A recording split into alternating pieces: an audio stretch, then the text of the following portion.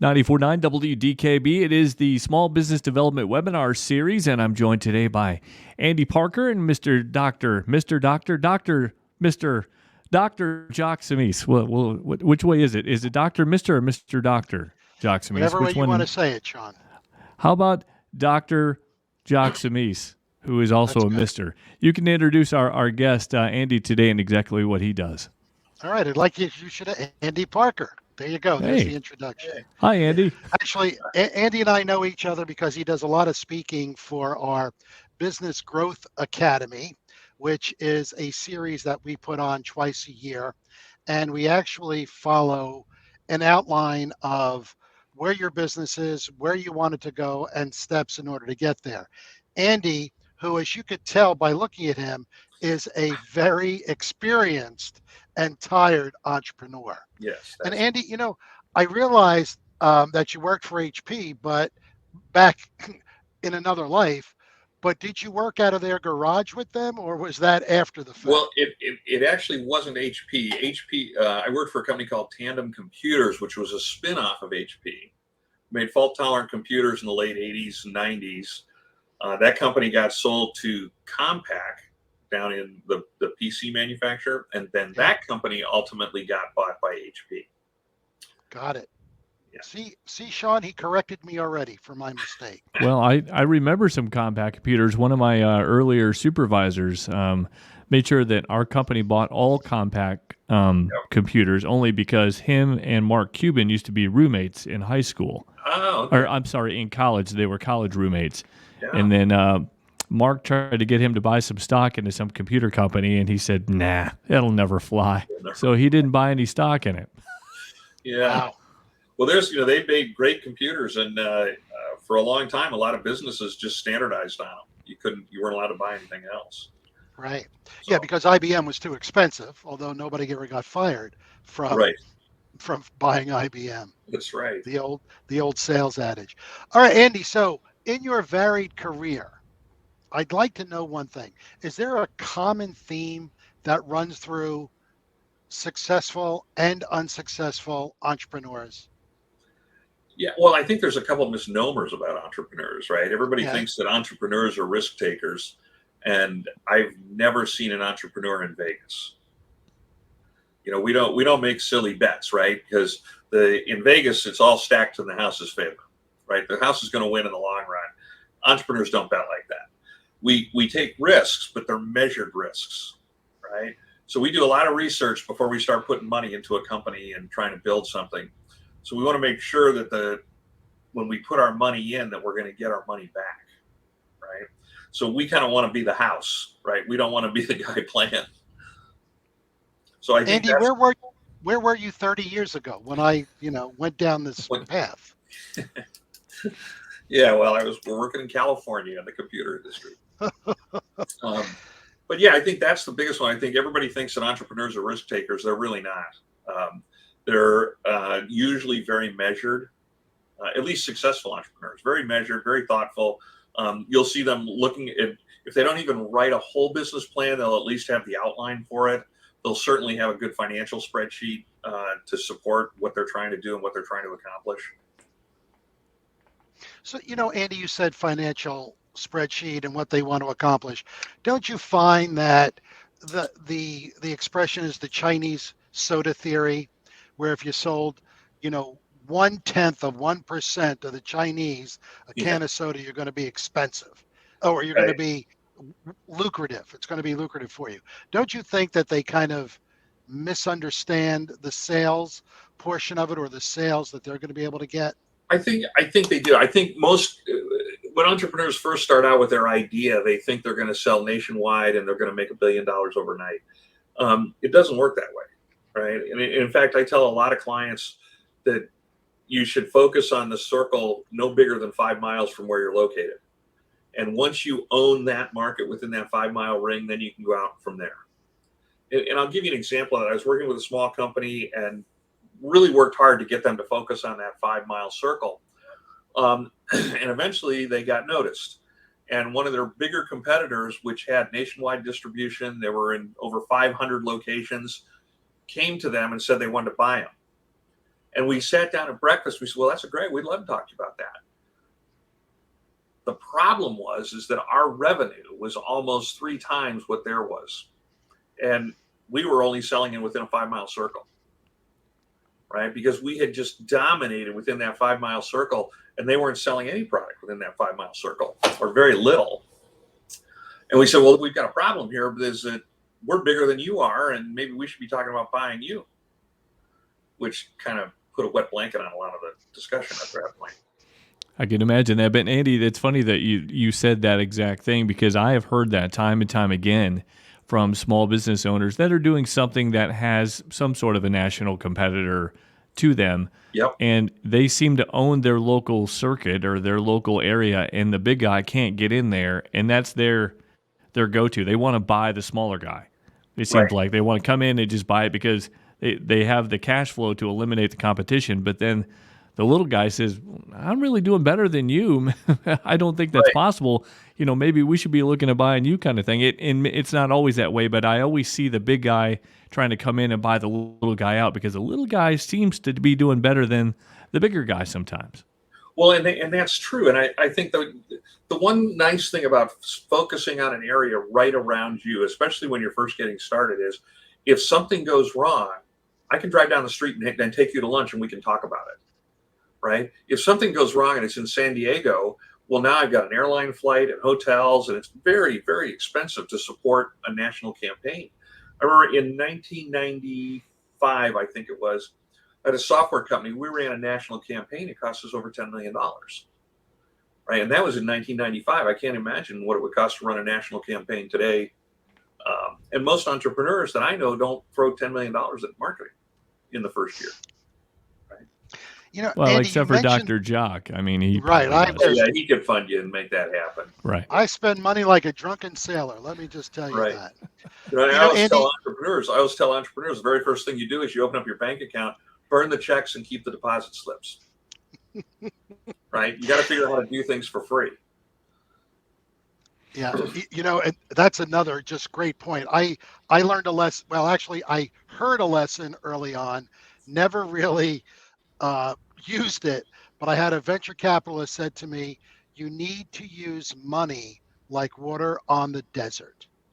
Yeah. And it never clicked until I had no more money.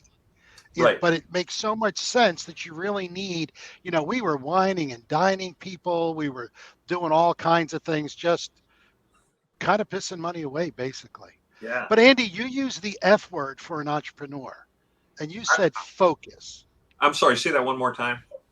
I said you used the F word for entrepreneurs. Yeah, focus. Focus. And that's something that entrepreneurs have a hard time with. So what do you recommend for that? Well, it's kind of like hunting, right? If you're trying to hit the target, right, dead center, you don't use a shotgun, right? You focus, right? You buy a rifle that's going to send one bullet down the thing and hit the target right on the money. And then you only spend one bullet. If you're using a shotgun and trying to hit that same target, you may have to fire 5 or 6 rounds before you actually hit something. So, you got to be a laser. Right. So, you can talk about how a product might go out to a bunch of people within that 5-mile circle, and you might have different categories of people that you would sell to within that 5-mile circle. When you're first starting out, pick one, right? Pick one and win that one. And then once you have that one, go after the next one. We used to call it a bowling pin strategy, right? So the very first pin is the one that you're going to focus on. You can go after all 10 pins, right? And your product will go after all 10 pins, but you don't do that. You focus on that first pin, and once you've won it and knocked it down, it helps you knock the next pin down, or actually the next 2 pins, and then it kind of you get exponential growth out of it that way. Most entrepreneurs want to start with the last row, right, where all the pins are, but you don't have the money to do that. Andy, that's the first time I heard you use the bowling analogy. That's pretty good. You know that Sean Lowe actually worked as a pin boy earlier in his life.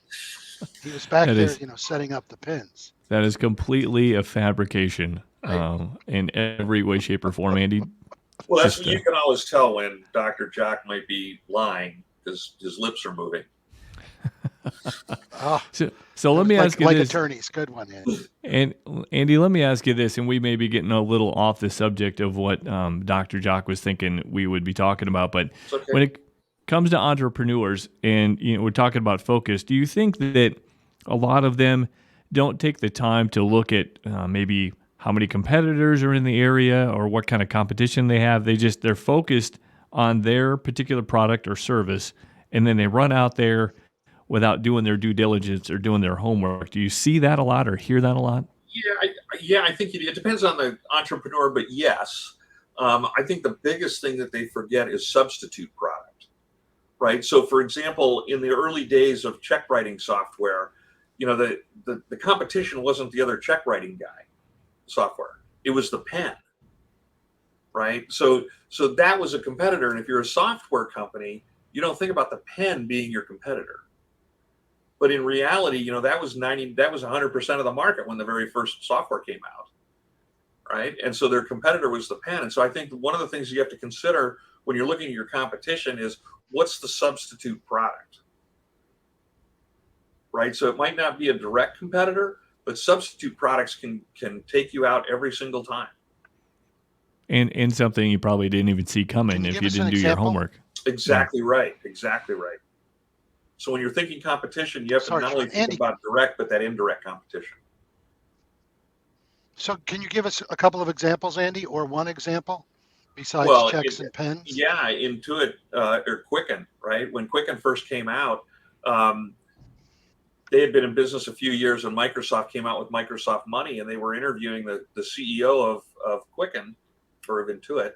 And they asked him, who's your biggest, are you afraid of Microsoft? And he said, no.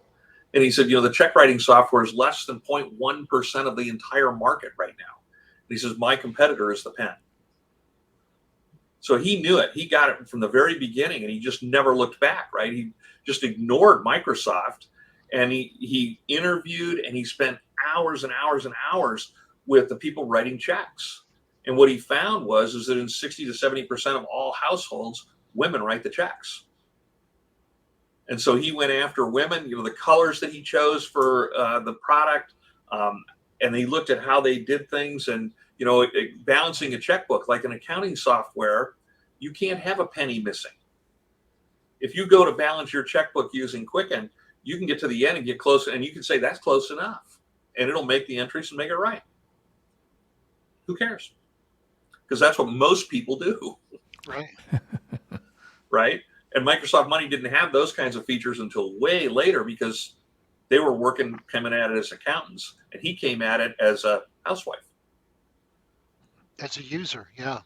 Yeah, as a user. So, Andy, is there, with the due diligence part, is there paralysis by analysis sometimes with entrepreneurs? I mean, if there was 100% of entrepreneurs, how many of you think do due diligence, and then how many do due diligence but never get to pull the trigger? I think it's just the opposite. I think what happens is they pull the trigger sometimes before they do the due diligence, right? I mean, I've heard stories of people renting space and they don't have a business plan yet. They don't even know what the product is. So why do you rent space, right? Or they're going to expand into this new space, but it's like a third of what they really need because they haven't analyzed what the real requirements are. So I think there's more of that than there is getting the paralysis that you're speaking about. I think they sometimes jump too soon, or I spend most of the time with my clients saying, slow down. We don't want to spend a whole bunch of money until we know what we're doing. So I know from previous discussions with you, you really like using the financials as the way to move the company forward. Would that be a correct statement? Yeah, the financials are both an enabler and an inhibitor, right? So if you don't have the cash flow to do certain things, then you have to find other ways to do them, right? So that's where the sweat equity comes in, right? We've all heard of that, right? It's where I can't afford to hire anybody to do this, so I'm going to do it myself. And and the other trap you get into is, wow, it was so cheap to do that because I can do it all myself. So I can keep doing everything myself and I don't have to have any expenses. Of course, you can't grow and you can't do any of the other stuff either, right? So the cash flow statements that you put together and the financial plan that you put together tells us when we can do things. So I use the financial plan to create triggers, right? When we have this and this and this happen, we're going to hire somebody so I don't have to do the accounting every night. When this and this and this happens, well, then we're going to hire somebody to clean the office so I don't have to do that, right? And so you create what's called a trigger in the financials. And then, so it's not necessarily in month 6, we're going to go hire somebody, because if we haven't met the revenue goal by month 6, we're not hiring that guy. So you create triggers within the system that include income and profit, or less loss, depending on where you are. And that trigger is when you get to do the next thing. So you have these short-term goals, right? That in order to make the next thing happen. I mean, that sounds like it makes perfect sense to me. I mean, yeah. And Andy, I that do. trigger is based on profit, not on sales. Well, it's on both. It's on both, right? Because when I'm starting a company, let's say you throw $100,000 at it, right? And I'm going to get the company to where it's got a certain amount of income and it's getting closer to not losing money. And I may hire somebody at that point because I know that if I can hire that guy, I can get it over the hump, right?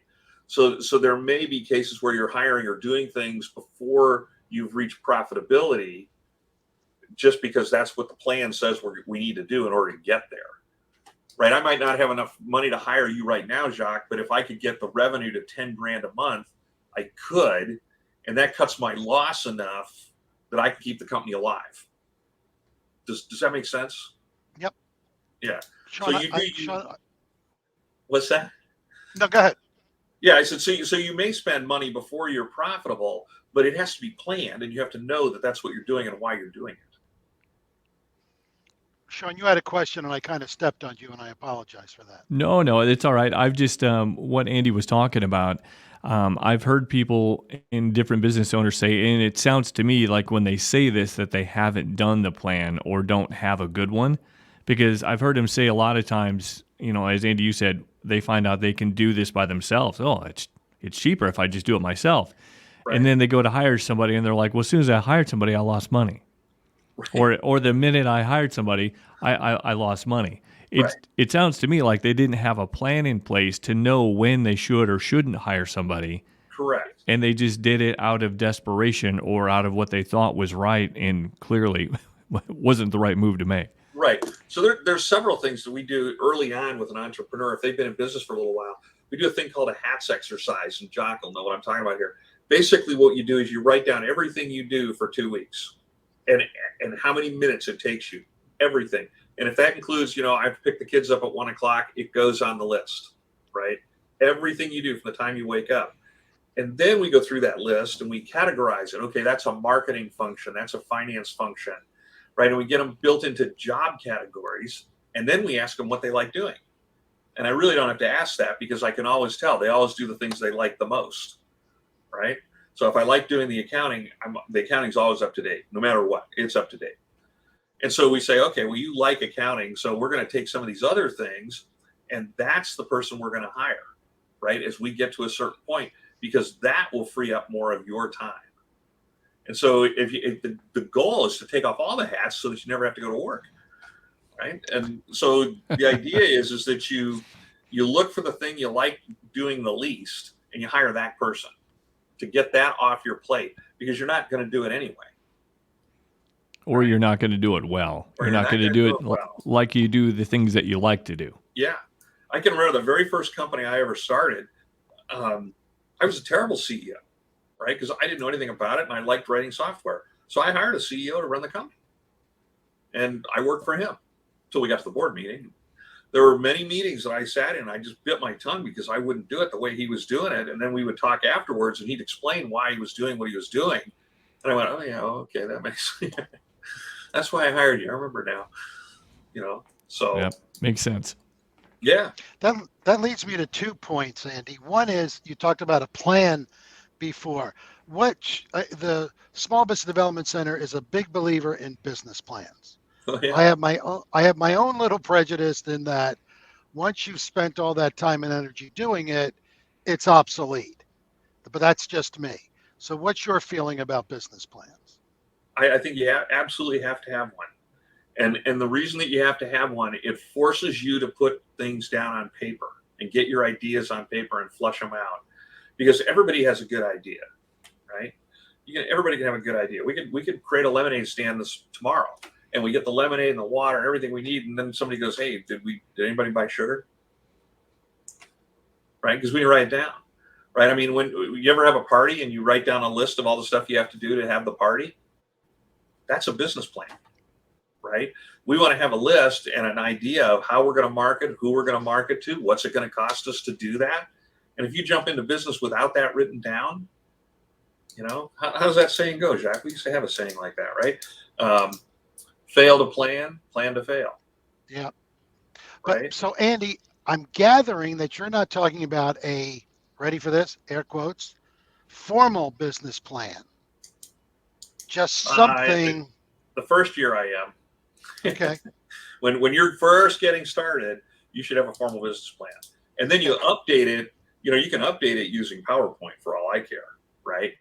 As long as you're keeping everybody up to speed on what you're doing. But the very first one should be, written.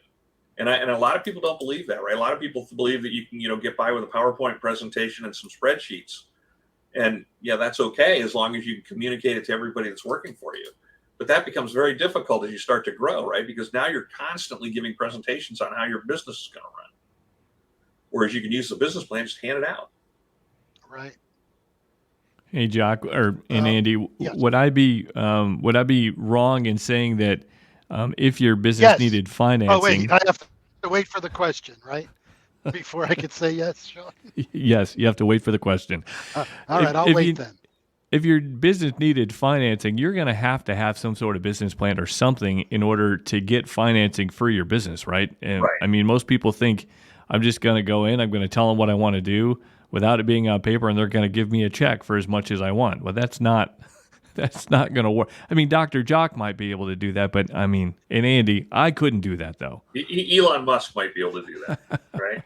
Right. But most people, you're going to have a written business plan. And if you think you're going to get like bank financing or anything else, that's not going to happen, right?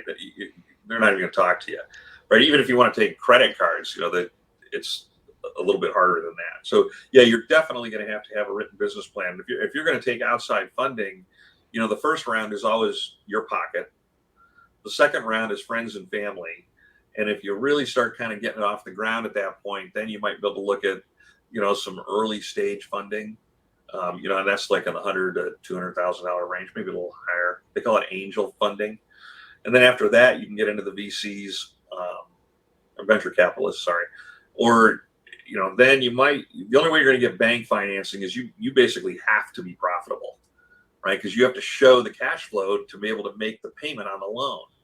So unless you're cash flow positive and you can show that and demonstrate that, they're not going to touch you.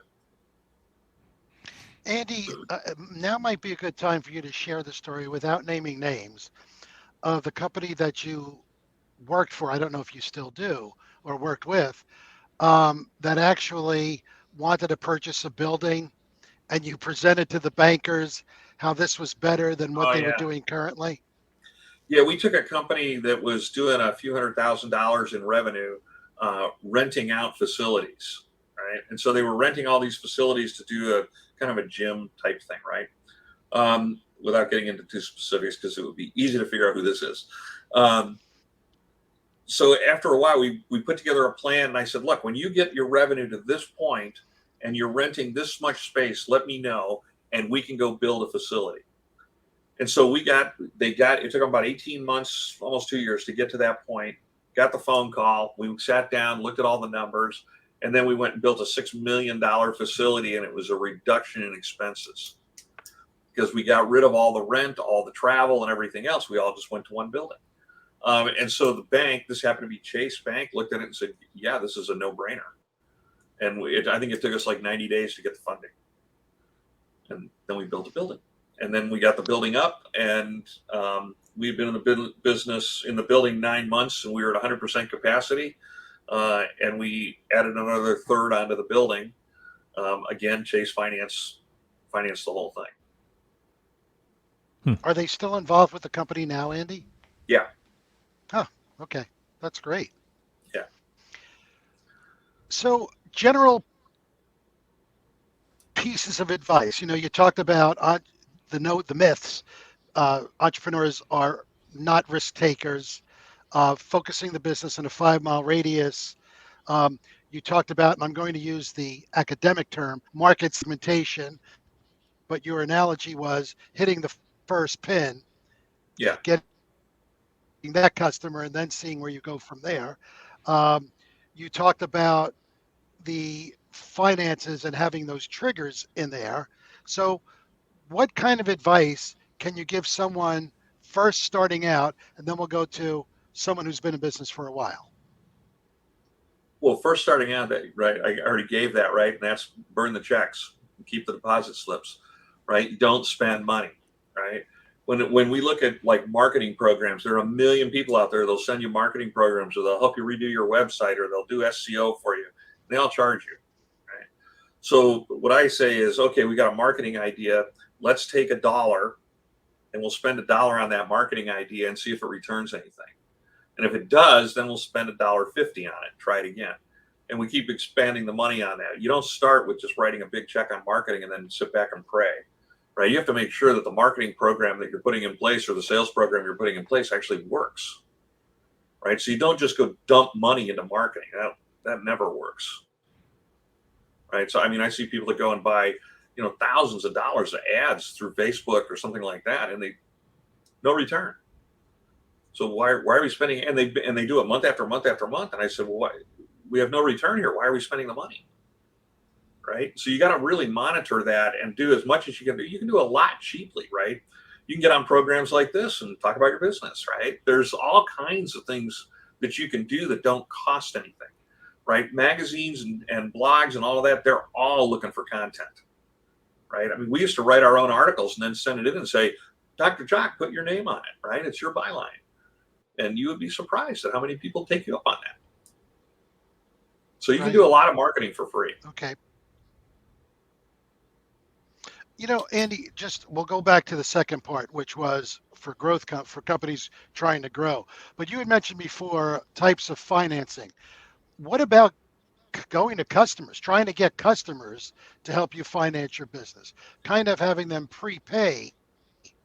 Yeah, I've done that, where you prepay for licensing or something like that. That works in the reseller market.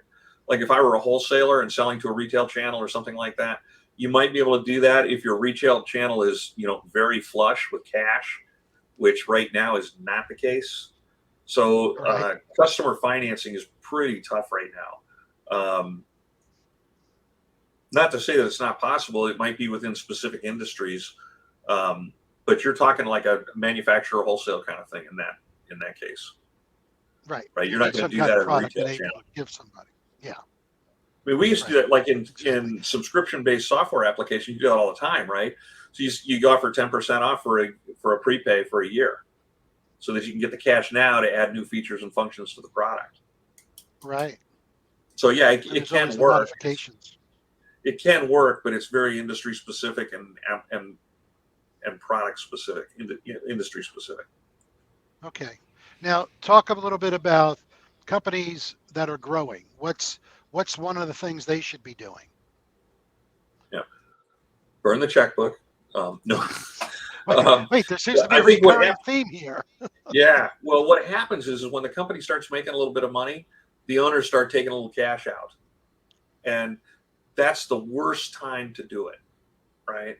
Because as you start to grow, the orders are typically coming in faster than you can replenish inventory, and the cost to replenish. If you're selling 5 products today, right, 5 units today, and you get an order for 10 units tomorrow, all the money you got from the 5 goes into inventory for the 10, right? So you don't have the money to take the bonus. If you do, the order for 10 comes in, but you can only build 5, so you sell those 5, and you're stunting your growth. So in the early days, you got to keep as much cash in the company as you possibly can until you get past that curve, right? Because there's that exponential curve that you have, and then it kind of starts to taper off. And so you got to have cash for that. And so most entrepreneurs take money out too soon. Right. For start to. So we're getting towards the end of the half hour. So Andy, I know that you wear different hats, obviously, but there's one where you're involved in an accelerator in the Fox Valley. Can you talk about that, and we'll end on that note? Yeah, the Fox Valley Entrepreneurship Center, which is it's kind of a virtual company. It's a non-for-profit that goes out and raises money every year, and then we turn around and look for businesses that are growing, and we provide free consulting services to those businesses. So they have to apply, and they have to present to our board, and that board will vote on whether they're acceptable for the program. Right, they're at the right place in their business. We have the people to help them, all that kind of stuff. They're coachable. If they get through that, then we'll actually provide a consultant that'll work with them every week to help them grow their business. And they'll spend the first 30 days putting together very specific goals and objectives. Then that consultant will write that up back to the board. They'll approve that, and then off they go. And they kind of stay with them until they accomplish those goals and objectives. Wow. So it's a great deal. And funding's not an issue for the program itself? Well, we're always looking for more money, because the more money we have, the more people we can help. Sean, can you write a check, please? There you go. I took Andy's advice, and I've already burned the checkbook. So. Good man. Good He'll man. take cash. He'll take cash, though. So yeah, I accidentally burnt that too. So I mean, Jacques, the program's been very, very successful in that most of our funding this year actually came from the alumni. Oh, wow. So we're moving more and more towards being 100% funded through the Alumni Association. So that's, you wouldn't donate if it didn't work, right? How long has it been around, Andy? It's been around almost, I want to say 15 years, 10 to 15 wow. years. Okay, I didn't realize that. Yeah. Okay. Do you want to give a plug with the URL or website? It's fec.org. It's not hard to find. Okay. And we partner with the chambers. So we're partnered with Geneva, St. Charles, Batavia. We're partnered with all three of the chambers in the Fox Valley. Okay. all right. Yeah. Andy, thank you. Well, thank you, guys.